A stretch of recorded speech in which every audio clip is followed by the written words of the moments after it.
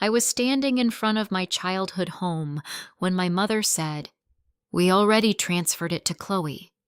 Transferred. Just like that. Why was there a stranger's car in the driveway? Why was my sister smiling like she'd been waiting for this moment? And why was a lawyer holding a folder with my name on it? Mr. Keller handed me the document and my stomach dropped when I saw my own signature at the bottom. "You signed this, Emilia," my father said quietly. This was always the plan, but it wasn't, because I didn't remember agreeing to give up the house only to save it. And as I flipped through the pages, I noticed something else. One section had been deliberately folded over. "If you're watching from somewhere else, tell me your country and what time it is there right now." I read every comment. And if stories like this speak to you, go ahead and subscribe. 15 years earlier, that same living room felt smaller than I remembered. The air was thick, like something had already been decided before I walked in. My father was standing by the window staring out at the driveway as if he could already see it slipping away from us. My mother sat at the edge of the couch, hands folded tightly in her lap. Chloe leaned against the wall, scrolling through her phone like none of this had anything to do with her. "We're behind on the mortgage," my father said without turning around. 2 months. I remember how calm his voice sounded. Too calm. "How bad is it?" I asked. My mother answered instead. "Bad enough that the bank has started sending notices." There it was.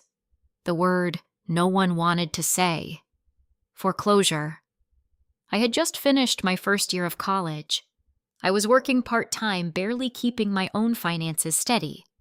The idea that I could fix something this big didn't make sense, but the way they were looking at me said otherwise. "We need to restructure the loan," my father continued, "but our credit, it's not strong enough anymore." I already knew where this was going. And Chloe, I asked, even though I knew the answer. Chloe didn't even look up. "I don't have any credit history, and I'm not getting involved in something I don't understand." My mother shot her a quick look but didn't argue. Instead, she turned back to me. "You've always been responsible, Emilia. You've built your credit carefully. The bank would accept a temporary transfer, just until things stabilize." Temporary. That word came up a lot that night. A transfer of what I asked. The property, my father said. Just on paper, just on paper. I let that sit for a moment. "So you want to put the house in my name?" "Only temporarily," my mother repeated. "It protects the house. It gives us time." And then what I pressed. "We transfer it back," my father said quickly. "Once the loan is current again. Once everything is settled." It sounded simple when he said it like that. Too simple. There was a knock at the door before I could respond. Mr. Keller stepped inside a moment later, carrying a leather folder tucked neatly under his arm. He had handled paperwork for my parents before, small things, nothing like this. "I figured it would be easier to go through everything together," he said, offering me a polite smile that didn't quite reach his eyes. We sat around the dining table. He opened the folder and slid a document toward me. "A temporary transfer agreement," he explained. "This allows the property title to be reassigned to you, Miss Adams, so the loan can be restructured under your credit profile." I skimmed the first page. Legal language always feels like it's trying to hide something behind too many words. "How temporary is temporary?" I asked. "Until the financial obligations tied to the property are satisfied," he said. That didn't answer anything. I kept reading. There it was, buried halfway down the page. "Reversion clause." I paused. "What does this mean?" I asked, pointing to the section. Mr. Keller leaned forward slightly. "It outlines the conditions under which ownership may revert," he said carefully. "May I repeat it? It depends on how the obligations are fulfilled." I looked up at my parents. They both avoided my eyes.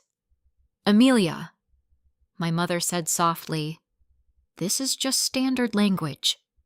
It's a formality." "A formality?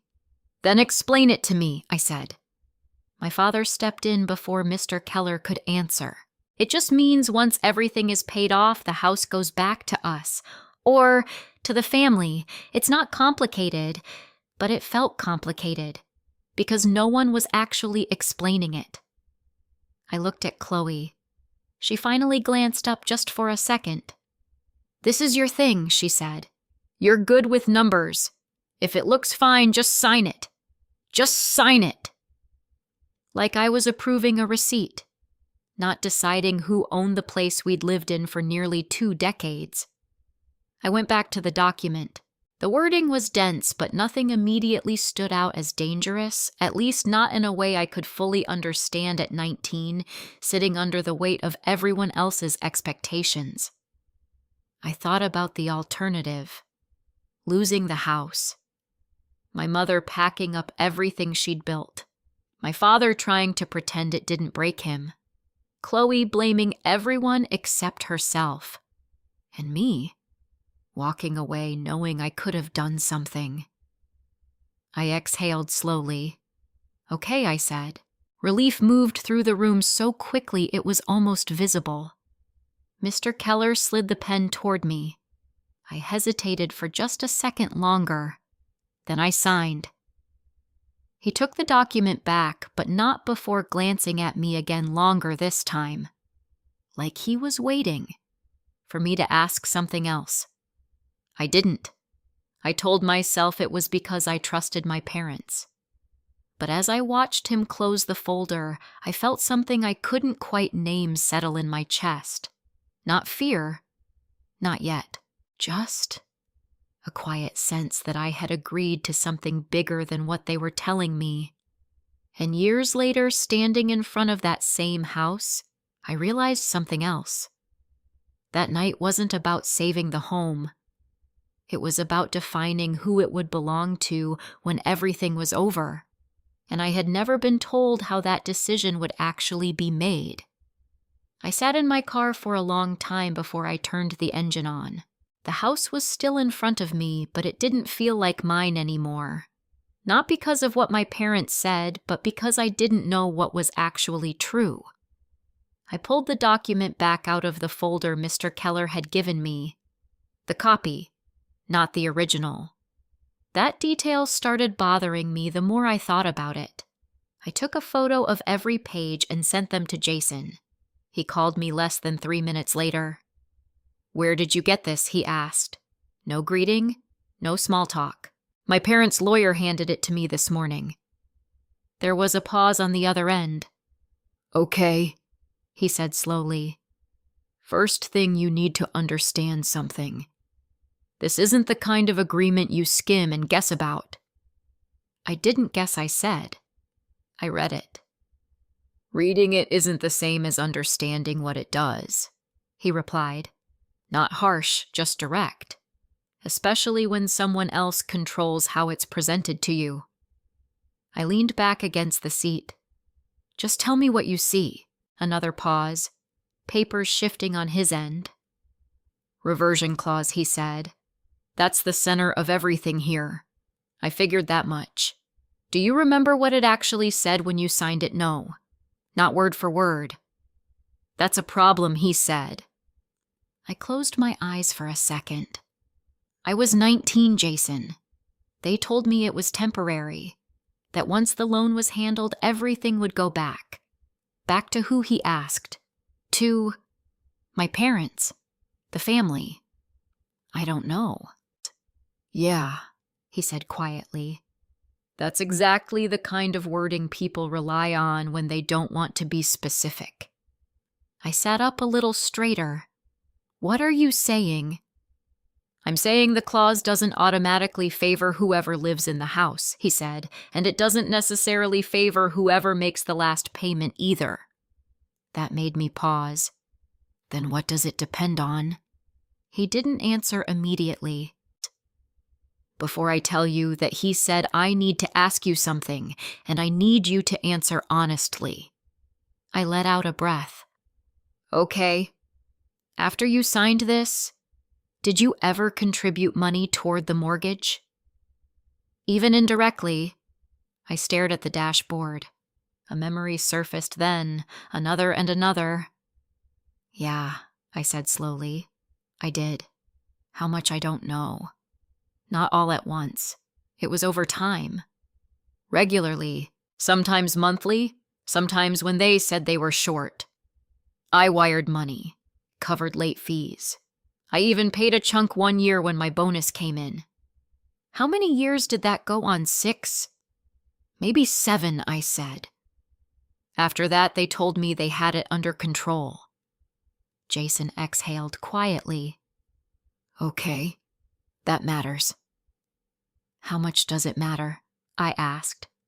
A lot, he said. Depending on how this clause is written, it could matter more than anything else. I felt something shift in my chest. Not relief. Not yet. Just alignment. Like pieces that never quite fit were starting to line up. My sister says she paid it off, I said. The last payment. That's what they're using. That's convenient, he replied. Is it wrong? Not necessarily, he said. But it might not be the point. I frowned. Explain. The language in these kinds of agreements can go one of 2 ways, he said. Some prioritize final settlement who closes the obligation. Others prioritize total contribution who actually carried the financial burden over time. And this one, I can't be sure from photos alone, he said. But I don't like something. My grip tightened on the phone. What? This copy feels curated. Curated? I repeated. Sections are condensed. Some references look incomplete. I've seen this before when someone provides a version that highlights certain parts and downplays others. You think they changed it? I'm saying this might not be the full picture. I looked back at the house through the windshield. My parents were still inside. Chloe's car was in the driveway. Everything looked normal. That was the problem. What do? I asked.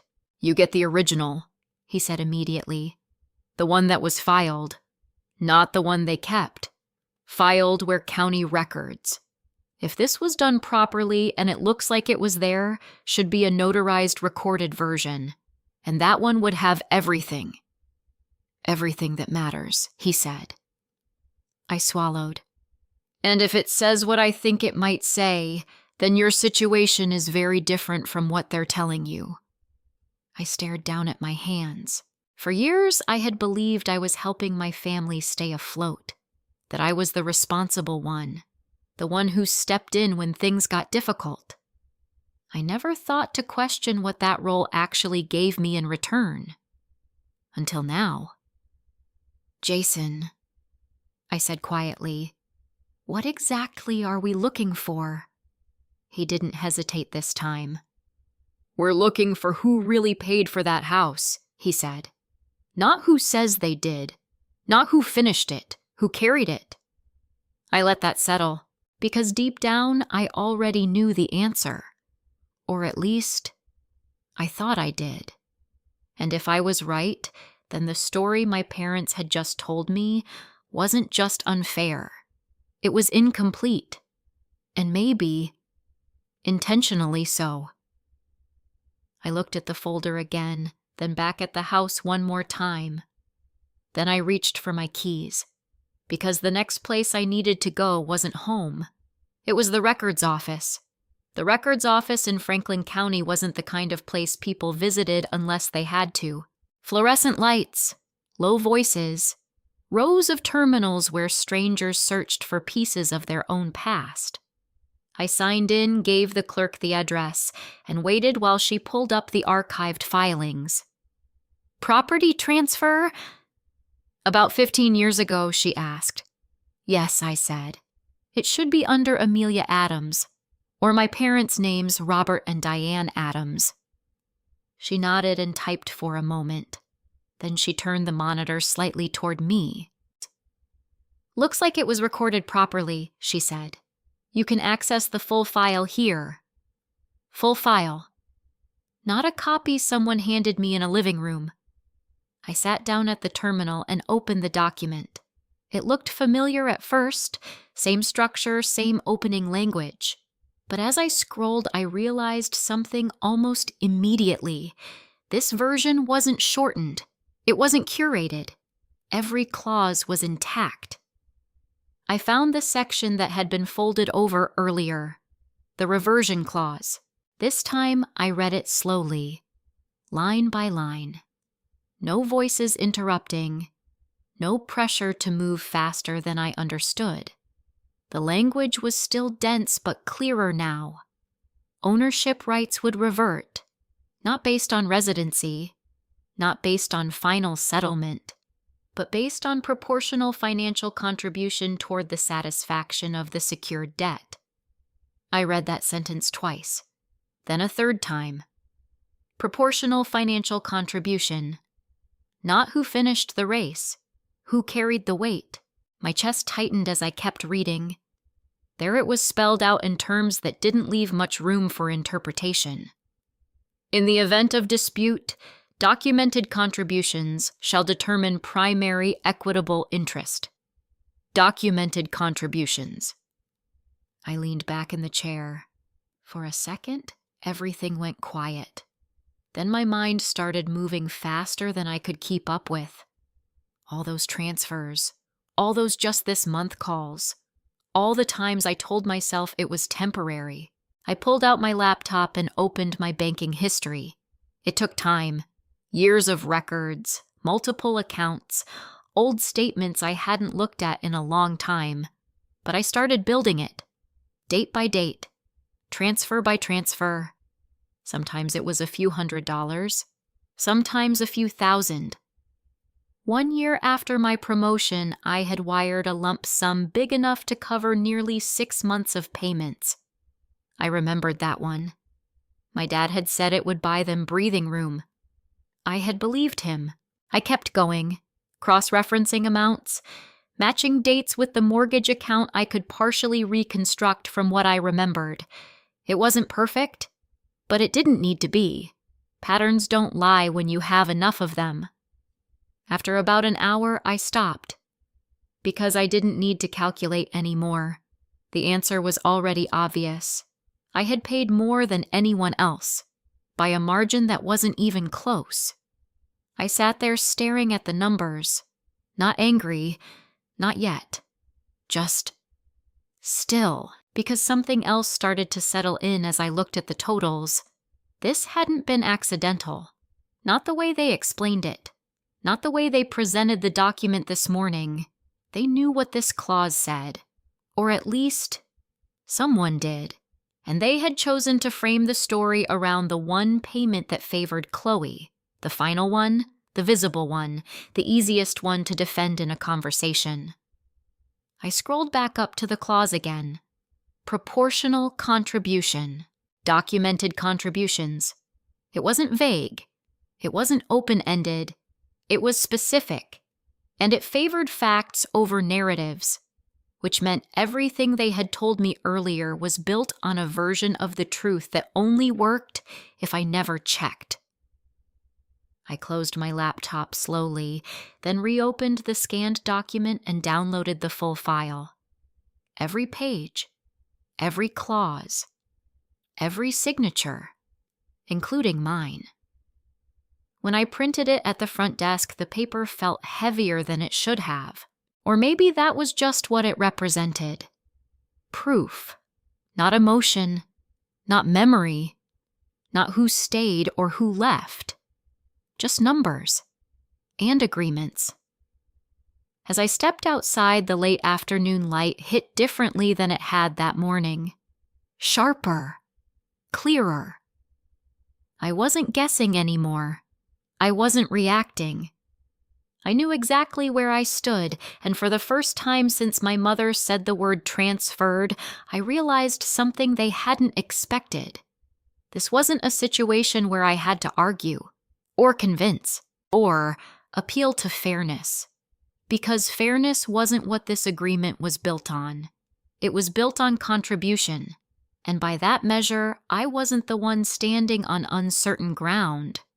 They were.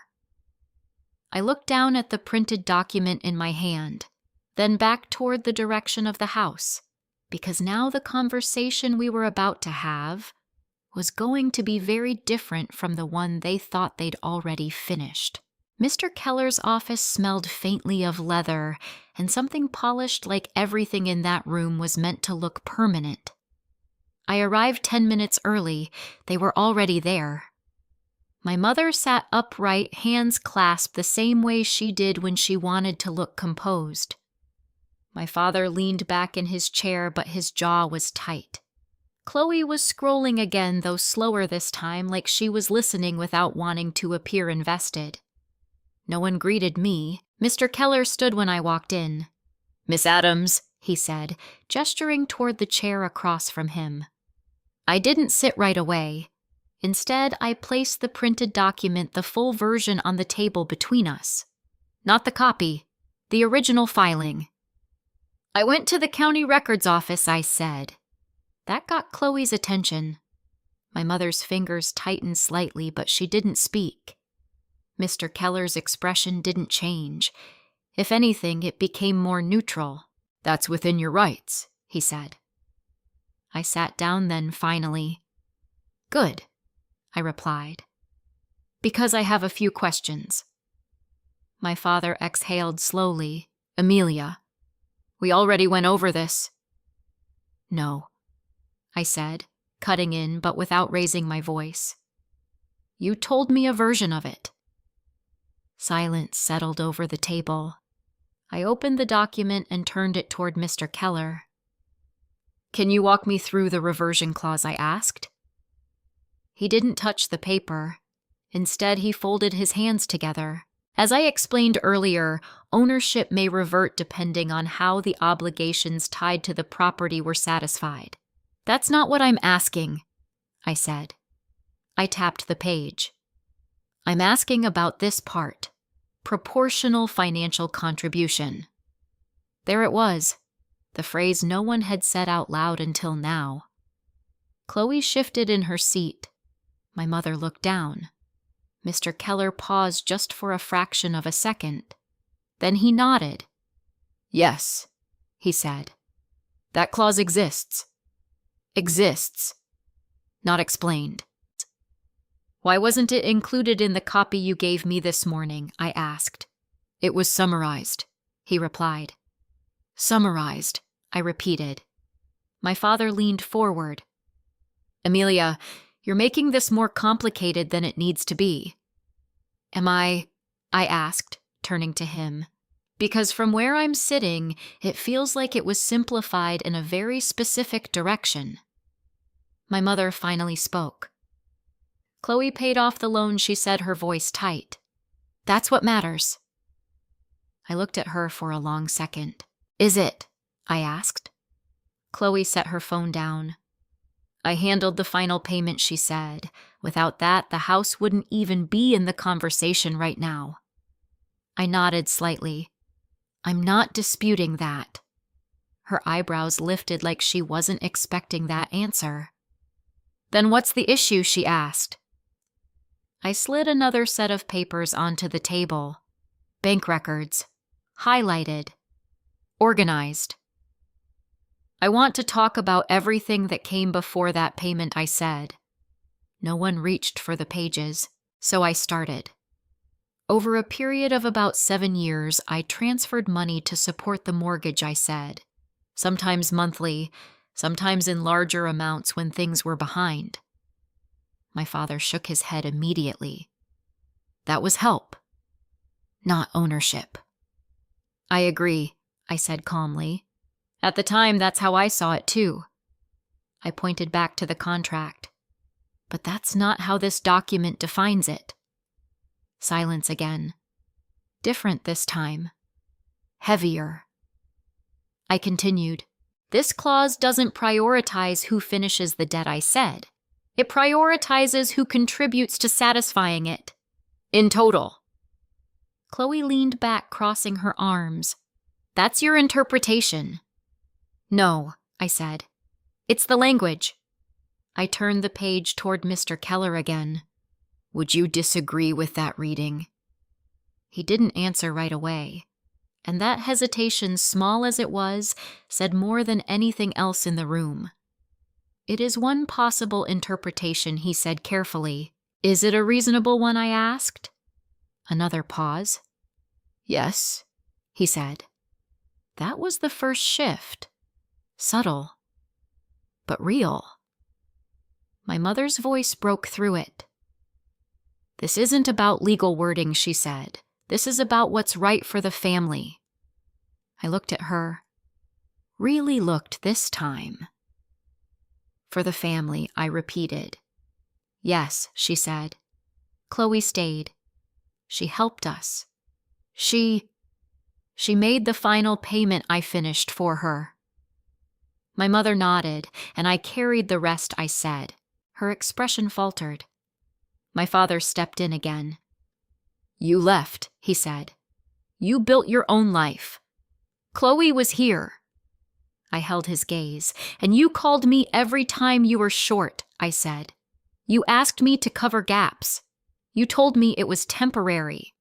That doesn't change the outcome, he said. It changes the foundation, I replied. Chloe let out a short laugh. So what, you think you own the house now? I didn't answer immediately. Instead, I looked back down at the numbers in front of me, then up at her. I think the agreement defines ownership differently than you're presenting it, I said. She shook her head. You're twisting this. I'm reading it, I said. Mr. Keller cleared his throat. If I may, he said, finally stepping in more directly, the clause in question does leave room for dispute, particularly if contributions can be documented and quantified. There it was. Not a denial. Not even close. My father leaned back in his chair again, slower this time. This is unnecessary, he said. We can resolve this without turning it into something bigger. I felt that familiar pressure again. The one that said, keep it quiet. Keep it within the family. Don't make it formal. But now I knew why, because once it became formal, it wouldn't rely on their version anymore. It would rely on facts.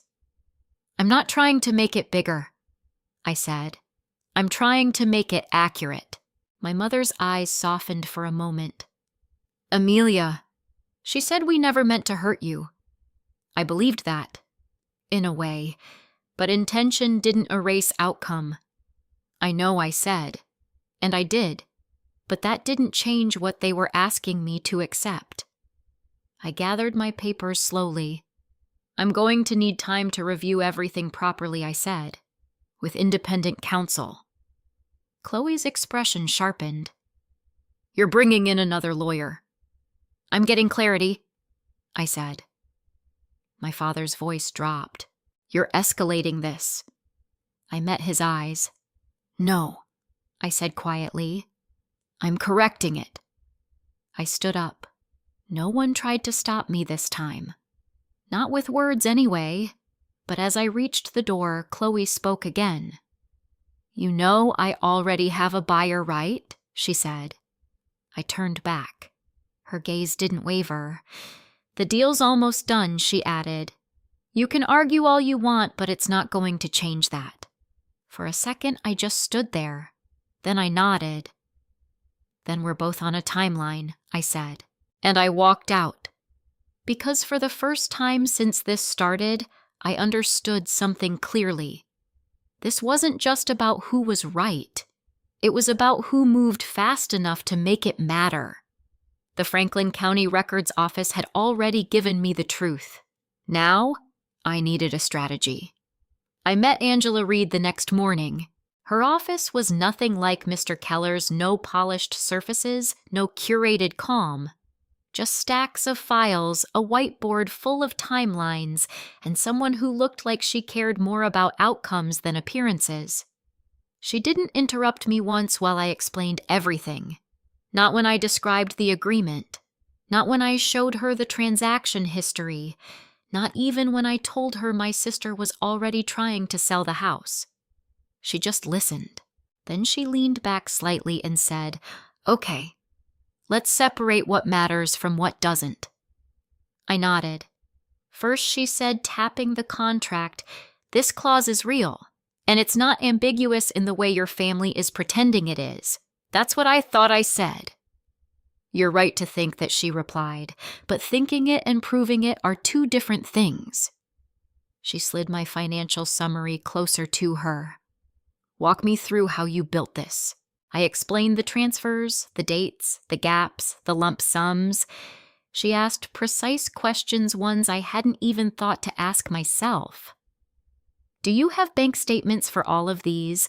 Are any of these payments traceable directly to the mortgage account? Did you label any of them in writing at the time?" I answered as best I could. "Most of them, yes. Some I can reconstruct from archived statements. A few I'll need to request." She nodded. "That's workable." Something in my chest eased. Not relief, just confirmation that I wasn't reaching. "Now," she said, "second issue." She pulled out a printed document I hadn't seen before. A preliminary purchase agreement. My stomach dropped. "That's the buyer," she said. "Your sister didn't just talk about selling the house. She started the process." "How far along?" I asked. "Far enough to be dangerous," Angela replied. "There's a deposit involved, which means if the deal closes before we act, things get messy very quickly. Messy. Legal language for expensive, complicated, and hard to undo." "How much time do we have?" I asked. Angela checked the date. 48 hours, she said. That hit harder than I expected. 48 hours to stop a sale that shouldn't be happening. 48 hours to turn a quiet family situation into something formal. 48 hours to decide how far I was willing to go. "What's the move?" I asked. She didn't hesitate. "We filed for an injunction," she said. "Emergency relief. It temporarily blocks the sale until ownership is clarified, and we can do that." With this, she said, tapping both the contract and my financial records. "Yes. You have a strong argument." "Argument, not certainty." "What are the risks?" I asked. Angela met my eyes. "Once you file, this stops being private," she said. "Your parents, your sister, their lawyer, they'll all be pulled into a formal dispute." I already knew that, but hearing it out loud made it real. "And if I don't?" I asked. She didn't soften it. "Then the sale likely goes through," she said, "and even if you're right legally, you'll be fighting to unwind a completed transaction. That's harder, slower, and a lot more expensive." I looked down at the purchase agreement again. Chloe's signature was at the bottom, confident, certain, like she believed there was no one left to challenge her. "Okay," I said. Angela nodded once, like she'd been waiting for that. "We'll need to move quickly," she said. "I'll draft the filing. You'll need to sign and provide whatever documentation you can pull in the next few hours." "I'll get it," I said. She paused, then added, "One more thing." I looked up. "You need to be prepared for how they'll respond," she said. "Not legally, emotionally." I let out a quiet breath. "They already started that," I said. "This will amplify it," she replied. "They'll frame this as you attacking the family.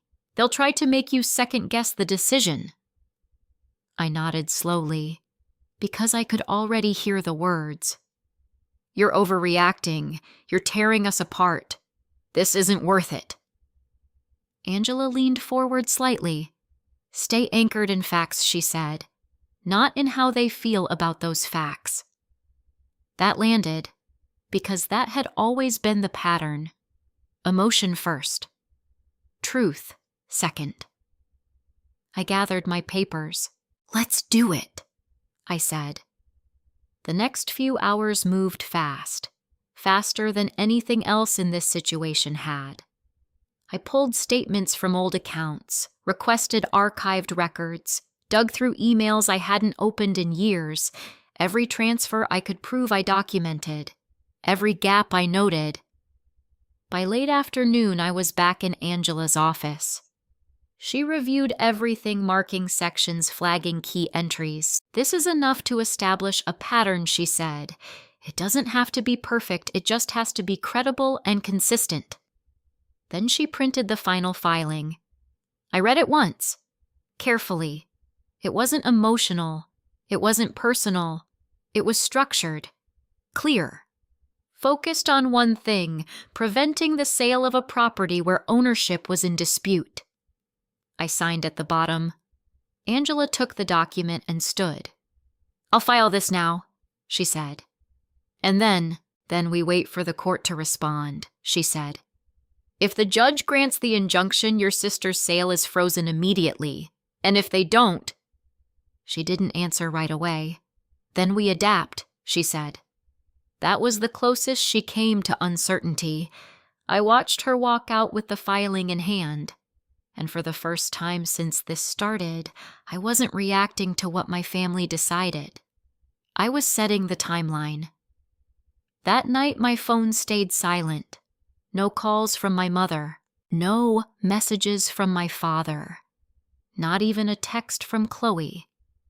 Which told me one thing. They didn't know yet, but they would. And when they did, this wouldn't be a conversation around a dining table anymore. It would be something else entirely.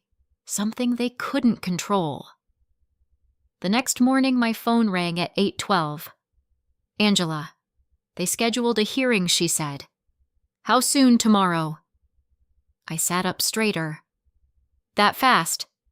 "It's an emergency filing," she said. "This is the window. And the injunction." There was a brief pause. "It's temporary for now," she said. "But it holds." My grip tightened on the phone. "The sale wasn't going through, not yet," Angela added. "They've been notified."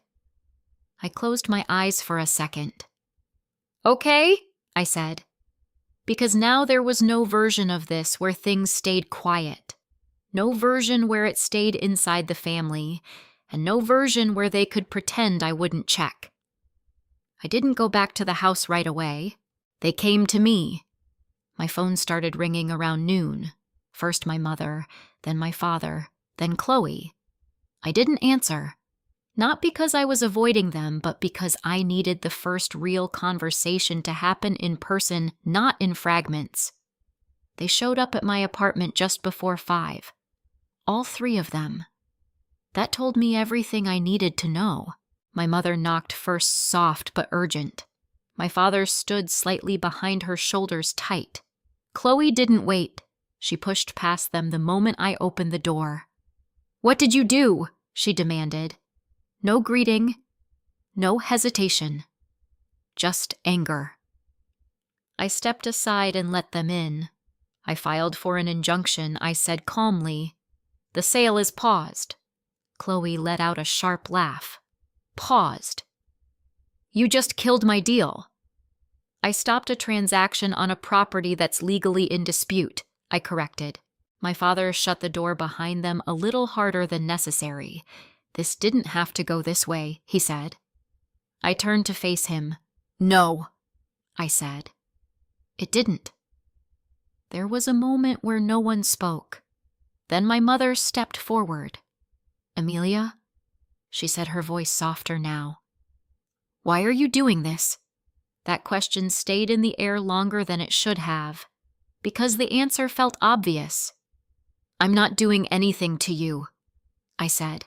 "I'm protecting what I have a legal claim to." Chloe crossed her arms. "You're twisting paperwork," she said. "You know that's not how this was meant." I held her gaze. What it was meant to be and what it is are not the same thing, I said. That's convenient, she shot back. No, I said. It's written. She shook her head, pacing now. I made the final payment, she said. That house wouldn't exist without that. I already said I'm not disputing that, I replied. Then why are we even here? She snapped. Because the agreement doesn't define ownership by the final payment, I said. It defines it by total contribution. My father exhaled sharply. We all contributed, he said. I nodded once. Yes, I said, but not equally. That landed. My mother stepped in quickly. This isn't about numbers, she said. This is about family. I looked at her, really looked. For years I said quietly, I thought those were the same thing. Her expression shifted just slightly. Emilia, she began, but I didn't let her finish. I sent money when you asked, I said. I didn't question it. I didn't track it the way I should have, because I trusted you. My father's voice came in lower now, and we appreciated that. Did you? I asked. Silence.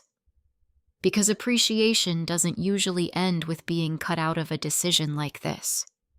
Chloe stopped pacing. You moved out, she said. You built your own life. I stayed. I dealt with everything here. I nodded. That's true, I said. And that counts, she pressed. It does, I agreed. She frowned slightly, thrown off again. But it doesn't erase what I did, I continued. And it doesn't change how the contract defines ownership. My father stepped forward. You're turning this into a legal battle, he said. Over a house. I met his eyes. It stopped being just a house when you made a decision without me, I said. My mother's voice broke slightly. We didn't think you'd come back into this. There it was. Not an accident. An assumption. You didn't think I'd check, I said. No one denied it. Chloe let out a breath and said something that shifted the entire room. I already signed with the buyer, she said. There's a deposit. A big one. I know I said, you've put me in a position where I could lose that, she continued. That wasn't my goal, I said. But it's the result, she snapped. I let that sit for a second. Then I answered. You put yourself in that position when you assumed you had full authority to sell, I said. Her jaw tightened. My father raised his voice slightly. So what now, he asked. You drag this through court. You make this public? I took a breath. This was the moment Angela had warned me about. The shift from facts to pressure. From clarity to guilt. I'm not trying to punish anyone, I said, but I'm also not stepping aside so this can go through as if I don't exist in the agreement. My mother wiped at her eye quickly. There has to be another way, she said. There is, I replied. All three of them looked at me. I kept my tone even. We let the legal process clarify ownership, I said. And we move forward from what's actually true, not what's convenient. Chloe shook her head. You're unbelievable, she muttered. Or I'm just the first one willing to say this out loud, I said. That hit harder than anything else I'd said. Because it wasn't loud. It wasn't emotional. It was just direct. My father looked at me for a long moment. Then he asked the question I think he'd been avoiding. If the court sides with you, he said, what do you do? I didn't answer right away. Not because I didn't know, but because I wanted them to understand that this wasn't about revenge. I decide what happens next, I said finally, within the boundaries of the agreement. Chloe scoffed. So we just wait, while you hold everything up, for now, I said. Yes. She grabbed her bag, clearly done with the conversation. "This isn't over," she said. "I know," I replied. She headed for the door without looking back. My father followed more slowly. My mother lingered for a second. "I wish you'd talk to us first," she said quietly. I held her gaze. "I did," I said. "This morning." She didn't respond, because she knew that wasn't the same thing. They left, and just like that, the space felt different. Quieter, not peaceful, but clear. For years, every decision in that house had been framed around keeping things together, even when it meant ignoring what was actually fair. This was the first time I wasn't participating in that. And as I stood there looking at the closed door, I realized something else. Chloe wasn't just angry about the delay. She was scared. Because for the first time, the outcome didn't depend on what she said or what our parents believed. It depended on something she couldn't control, the agreement. And tomorrow, that agreement was going to be read in a room where none of us got to edit it.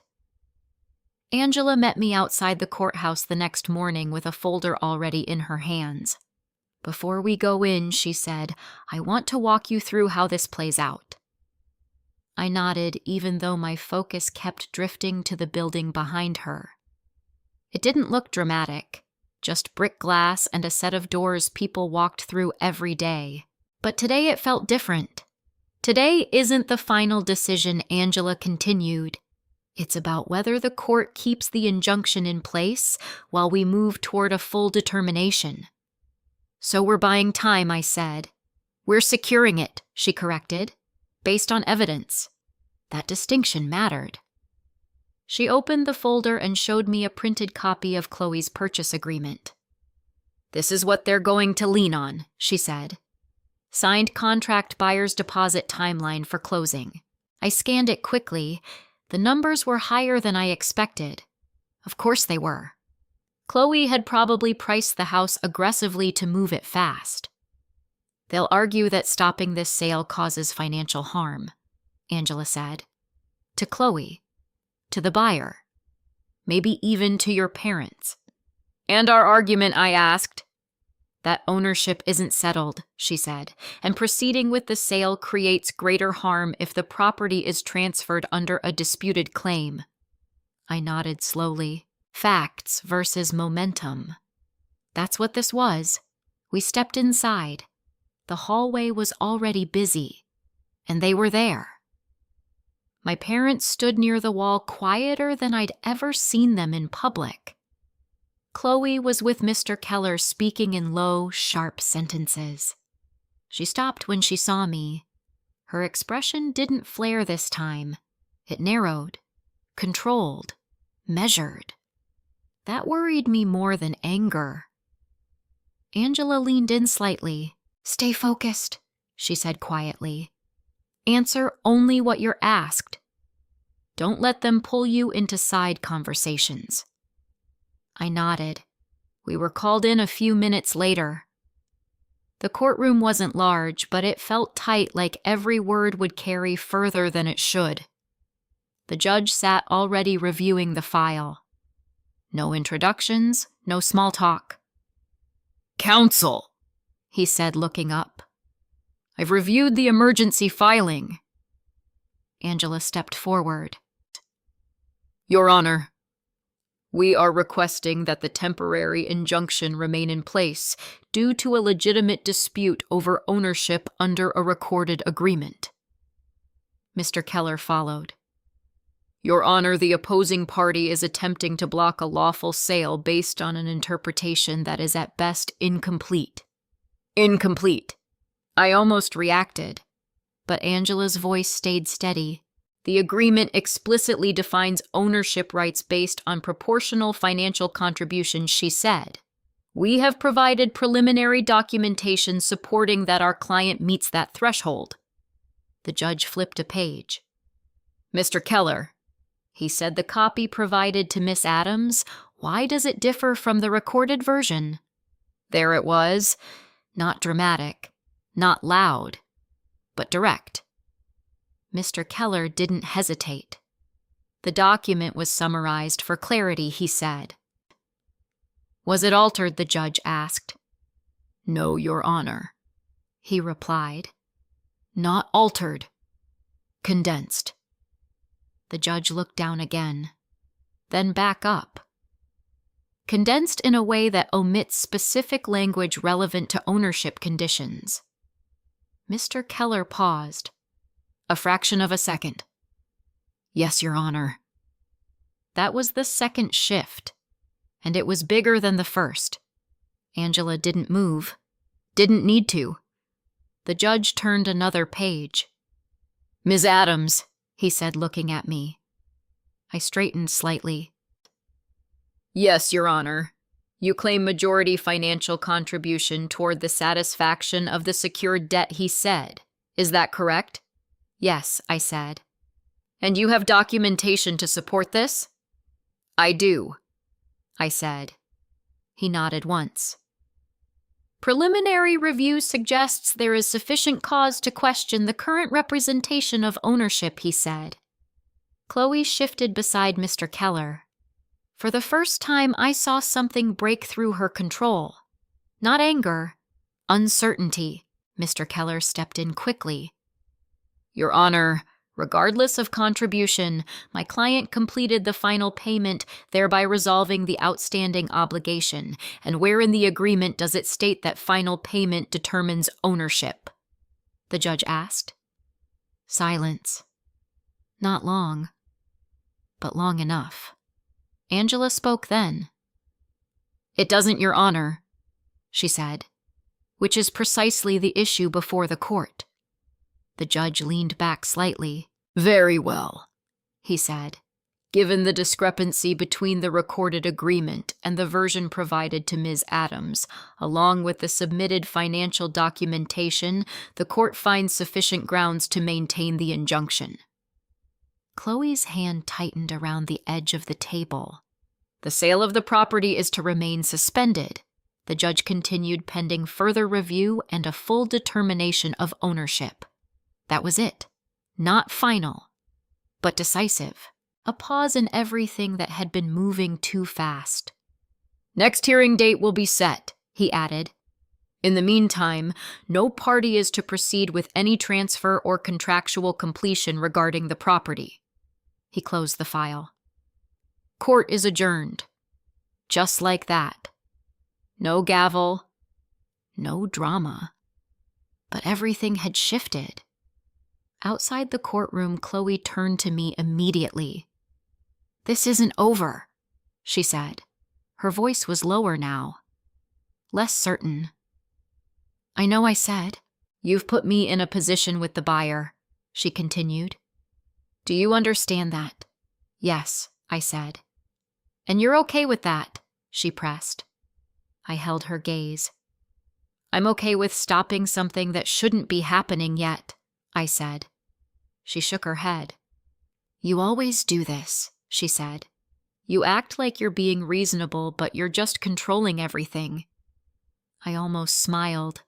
Not because it was funny, because it was familiar. I didn't start this, I said. I just didn't ignore it. My father stepped between us slightly. Let's not do this here, he said. My mother stayed quiet, watching, processing. Angela touched my arm lightly. We're done for today, she said. I nodded. As we walked away, I didn't look back. Not at Chloe, not at my parents. Because for the first time, the outcome wasn't being decided in conversations or assumptions. It was being decided in a system that didn't adjust itself to keep anyone comfortable. And that meant one thing: whatever came next would be based on what was actually written, not what anyone wished it said. The second hearing was scheduled for the following week, long enough for everything to settle. Short enough that nothing really did. I spent those days organizing what Angela called a clean narrative. Not emotional, not reactive, just a sequence of facts that matched the agreement exactly. Dates, transfers, amounts, context, what I had paid, when I had paid it, why I had paid it. Every entry had a purpose, every number connected to something real. Angela built the legal structure around it, but the foundation she made that clear had to come from me. "This isn't about overwhelming the court," she said one afternoon as we reviewed the file again. "It's about making it easy to follow, so they don't have to interpret anything I said." "So they don't need to," she corrected. That stuck with me, because that's exactly what my family had been relying on: interpretation. A version of the story that sounded reasonable if you didn't look too closely. By the time the hearing arrived, I wasn't nervous. Not in the way I expected. There was pressure, yes, but it felt contained, defined, like I knew where the edges were. The courtroom was quieter this time, less urgency, more structure. Chloe was already seated when we walked in. She didn't look at me. Mr. Keller sat beside her, flipping through a new stack of documents. My parents were behind them, sitting closer together than usual. Angela placed our file on the table and leaned in slightly. "This is where it gets decided," she said quietly. "Stay grounded," I nodded. The judge entered a minute later and sat without delay. "I've reviewed the supplemental filings," he said. "We'll proceed." Mr. Keller stood first. "Your Honor, while the opposing party has presented a series of financial contributions, these were informal transfers, family support, not contractual obligations." I felt the shift immediately. He wasn't denying the numbers, he was reframing them. Angela didn't interrupt. She let him finish. "These contributions," he continued, "were never defined at the time as ownership stakes. The intent of all parties was for the property to remain within the family unit, ultimately under the control of the party maintaining residence and completing the obligation. Intent. That word again. Clean, simple, flexible." Angela stood. "Your Honor," she said, "intent is not the governing standard in this agreement. The contract explicitly defines ownership rights based on measurable contribution toward the satisfaction of the secured debt." She turned slightly, indicating the document. "The language is clear. It does not reference residency. It does not prioritize final payment. It does not defer to informal understanding." The judge nodded once, then looked toward me. "Ms. Adams," he said, "your documentation shows a consistent pattern of financial transfers over several years. Can you clarify whether these were gifts or intended contributions toward the mortgage obligation?" I didn't rush the answer. "They were requested as support to keep the mortgage current," I said. "I was told they were necessary to prevent default." "And you understood those payments to be temporary assistance?" he asked. "Yes," I said. "At the time." And now I met his eyes. "Now I understand that the agreement defines those contributions as part of the ownership structure," I said. He held my gaze for a second longer, then looked back down at the file. Mr. Keller stepped in again. "Your Honor, even if contributions are considered my client's final payment resolved the debt entirely, that action carries significant weight. It carries closure," the judge said, cutting him off. "But the agreement defines ownership based on contribution, not resolution." That was it. Not loud, not dramatic, but final in a way that couldn't be softened. Chloe shifted beside him.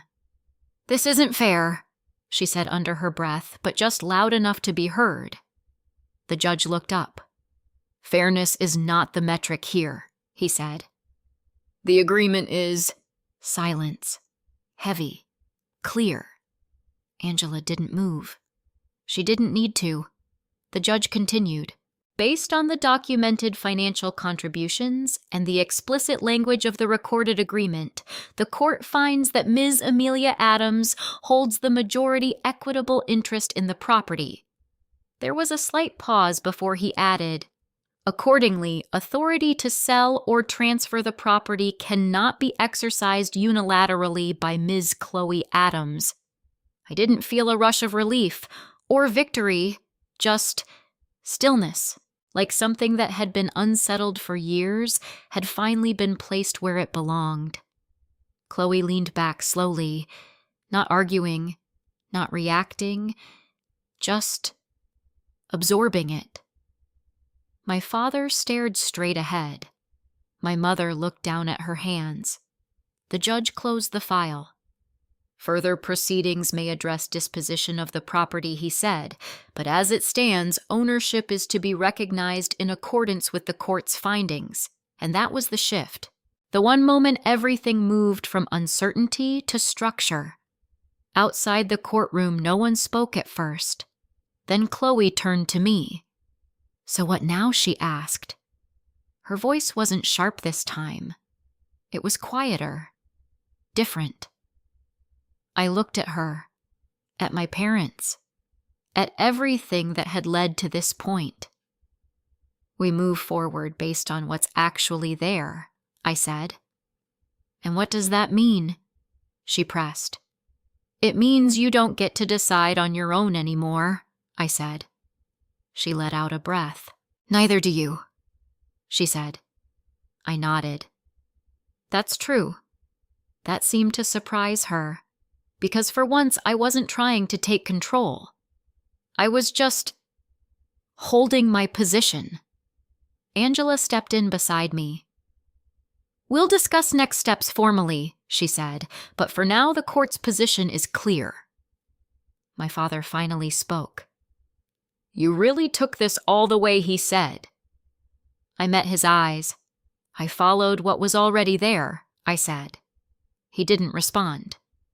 Because there wasn't anything left to argue, not about the contract, not about the numbers, not about the outcome, only about what came next.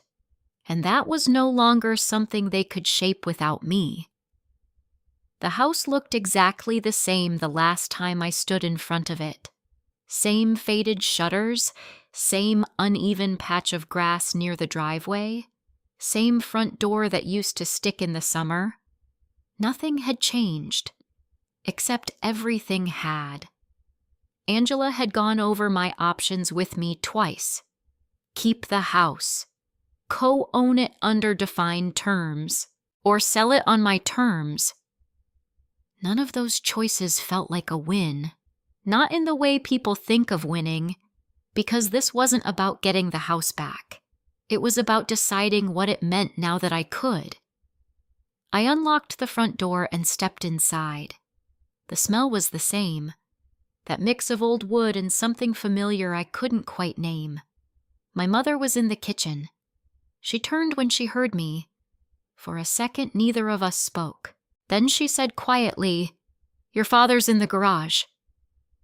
I nodded. Chloe wasn't there. I wasn't sure if that made things easier or harder. "I'm not here to argue," I said. "I know," she replied. And for once, I believed her. I walked through the house slowly. Every room held something, a memory I hadn't asked for, a version of myself that had lived there before I understood what any of this would become. By the time I stepped into the garage, my father was already looking at me, not defensive, not angry, just tired. "You made your point," he said. I shook my head slightly. "That's not why I'm here." He leaned against the workbench. "Then why are you—" I took a breath. "Because we need to decide what happens next," I said. He didn't respond right away, so I continued. "I'm not moving back in," I said. "And I'm not going to manage this property long term." My mother had followed us into the doorway. "So what are you saying?" she asked. "I'm saying I'm going to sell it," I said. The words landed quietly, but they changed the air in the room. My father straightened slightly. "Sell it," he repeated. "Yes." My mother stepped forward. "Where are we supposed to go?" she asked. It wasn't accusatory. It was real. And for a moment I felt that familiar pull, the one that said, "Fix it. Make it easier. Take care of it." But I didn't move toward that feeling. "I'm not forcing you out tomorrow," I said. "You'll have time. We can structure a lease. Short term. Market rate." My father let out a breath. "A lease," he said.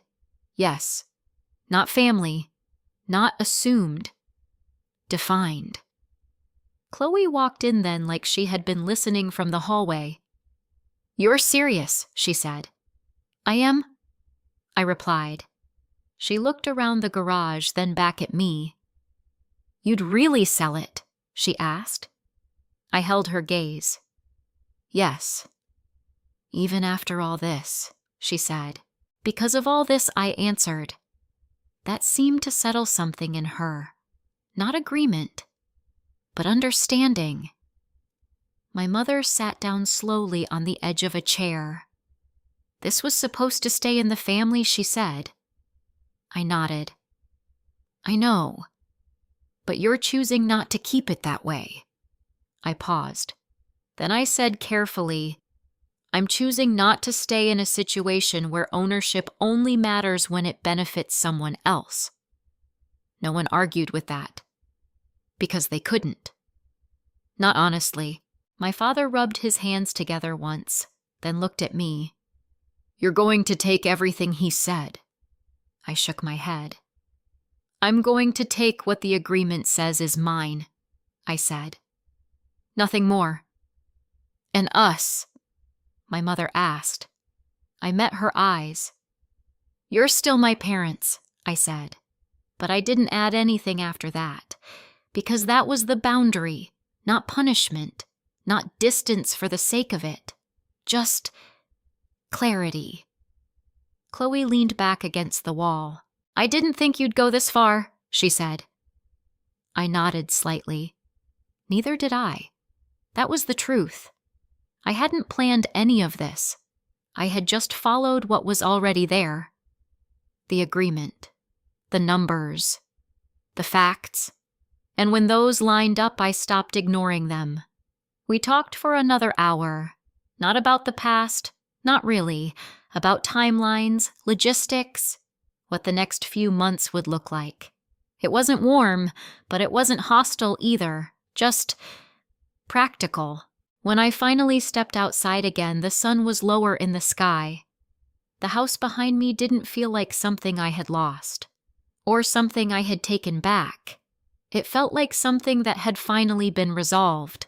Not emotionally, that would take longer, but structurally, and that mattered more than I expected. I walked to my car and paused for a second before getting in. Because for the first time since all of this started, I wasn't carrying the weight of what they wanted from me, or what I thought I owed them. Just what was mine, and what I chose to do with it. I got in, started the engine, and drove away. Not fast, not dramatic, just forward. There's a difference between protecting yourself and trying to get even. For a long time, I thought setting boundaries meant hurting the people who crossed them. That if I pushed back, I was choosing distance over family. But that's not what this was. This was choosing clarity over confusion. Facts over feelings when the two were being used against each other. And understanding that just because someone is family doesn't mean they get unlimited access to what you've built. I didn't walk away with anger. I walked away with structure, the kind that lets you decide what stays in your life and what doesn't.